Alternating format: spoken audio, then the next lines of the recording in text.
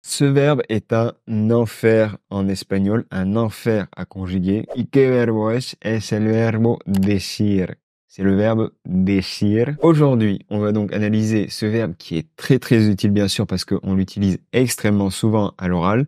Decir, le verbe dire, dire quelque chose.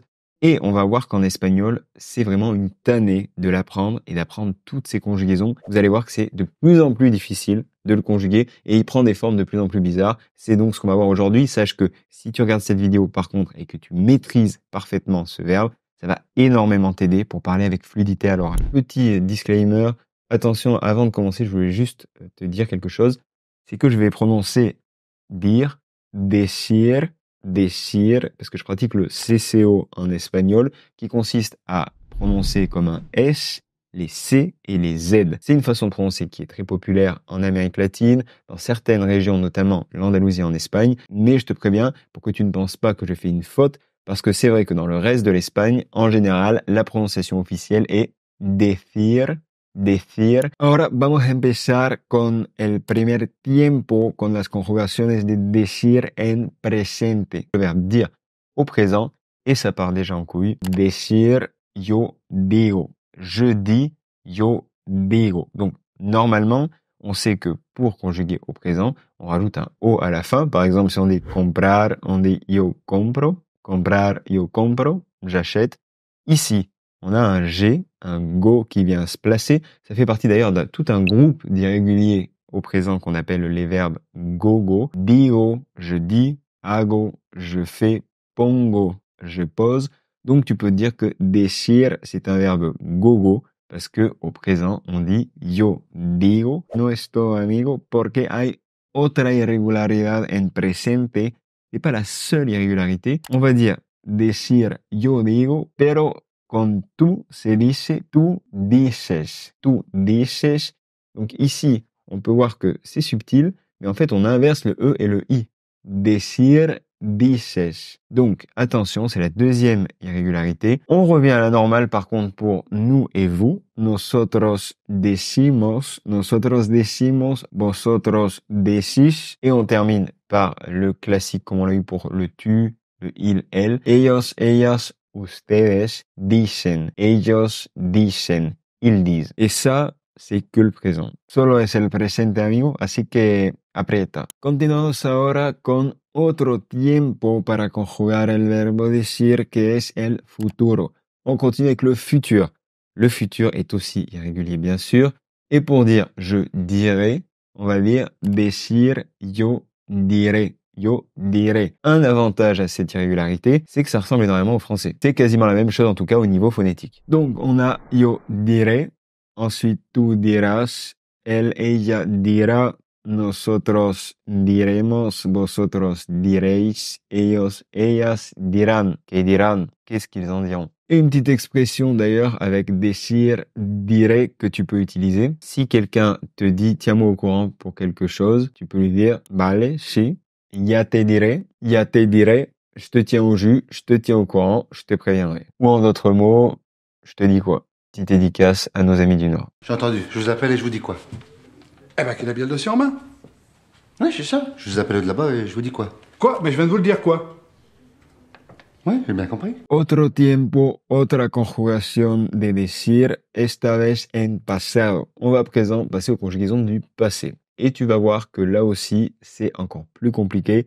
Se vuelve aún más complicado la cosa. Commençons par l'imparfait, qui est le plus simple. Donc on va en profiter. À l'imparfait, on dit yo decía. Lo que tú decías, decíamos. Ici, c'est plutôt simple. Decir, decía, decíamos. Il n'y a pas d'irrégularité, en fait, tout simplement à l'imparfait. Donc, plutôt simple. Juan me decía que no podía. Juan me decía que no podía. Juan me disait que je ne pouvais pas. À présent, le passé composé, el pretérito perfecto compuesto, sí que tiene un nombre un poco complicado en espagnol. Donc, au passé composé, on repart dans l'irrégularité, ce qui fait toujours plaisir. On va avoir decir, yo he dicho. Yo he dicho. Et donc, on a un che qui vient se placer là. C'est cadeau. En fait, c'est ce qu'on appelle une irrégularité des verbes chocho. Il y en a deux. C'est des irréguliers au passé composé. dont le verbe, la deuxième partie, yo he, fini en cho. On a hacer, faire, yo he hecho, et decir, yo he dicho. Il faut les connaître, c'est comme ça, d'autant plus que c'est des verbes hyper utiles. Voici un petit exemple. Le he dicho que he terminado el examen. Le he dicho que he terminado el examen. Je lui ai dit que j'ai terminé l'examen. Otra conjugación en pretérito indefinido. Cette fois-ci, on passe au passé simple. Grosse irrégularité aussi parce que au passé simple, on va dire decir yo dije. Cette fois-ci, on a un J qui se présente. Yo dije, tú dijiste, él, ella, usted dijo, nosotros dijimos, vosotros dijisteis y ellos, ellas, ustedes dijeron. Là, c'est quand même extrêmement particulier. Ellos, ellas dijeron. Et voici un petit exemple. No es lo que me dijeron. No es lo que me dijeron. Ce n'est pas ce qu'ils m'ont dit. On sort un peu du passé pour cette fois-ci aller dans le conditionnel. Le conditionnel, donc, c'est qu'est-ce que je ferais, qu'est-ce que tu pourrais faire. Ça, c'est du conditionnel. Et on peut voir que pour dire ce que je pourrais dire, ce que je dirais, ça va être en espagnol decir que yo diría, yo diría. On a une forme irrégulière qui se rapproche un petit peu de celle du futur. Decir yo diré, yo diría, yo diré. Et un petit exemple bien sûr. Et aquí un ejemplo. ¿Qué diría tu padre si te viera así? ¿Qué diría tu padre si te viera así? Que dirait ton père s'il te voyait comme ça? Reste accroché, attention, il ne nous reste plus que deux conjugaisons. Deux conjugaisons, mais très importantes. Donc courage, ánimo. Donc une conjugaison au subjonctif. Au subjonctif, decir, ça va être que diga, que yo diga, que je dise. C'est simple dans le sens où si on connaît l'irrégularité de yo digo, on sait qu'on va juste changer la fin quand on passe au subjonctif. Donc, yo digo, que yo diga, voici la conjugaison au subjonctif. Ça va donner, par exemple, après, que yo diga, que tú digas, que él, ella, usted diga, que digamos nosotros, que vosotros digáis y que ellos, ellas, ustedes digan. Y como siempre te comparto un ejemplo con esta conjugación. No creo que diga la verdad. No creo que diga la verdad.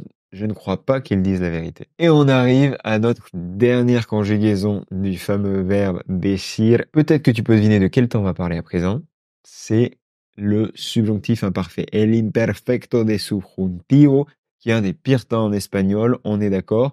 Et donc, decir, qu'est-ce que ça va être au subjonctif imparfait? Petit rappel pour conjuguer au subjonctif imparfait, qui est un temps qui n'est pas vraiment usité en français d'ailleurs. On va prendre la conjugaison de la troisième personne du pluriel du passé simple. Ici, par exemple, decir, il dire, ellos dijeron, dijeron. Donc ça, c'est à la troisième personne du pluriel au passé simple. Et on va venir enlever la fin, le on, pour venir placer les terminaisons du subjonctif imparfait. C'est pas facile, mais il faut le savoir. Ça permet de conjuguer tous les verbes au subjonctif imparfait. Donc ça a donné avec decir, que yo dijera, que tú dijeras, que él, ella dijera, que nosotros dijéramos, que vosotros dijerais, y que ellos, ellas, ustedes dijeran. Sachant qu'il y a aussi une deuxième forme du subjonctif imparfait, je te l'ai dit juste une fois, l'important c'est que tu connaisses une forme, c'est que dijese, que yo dijese.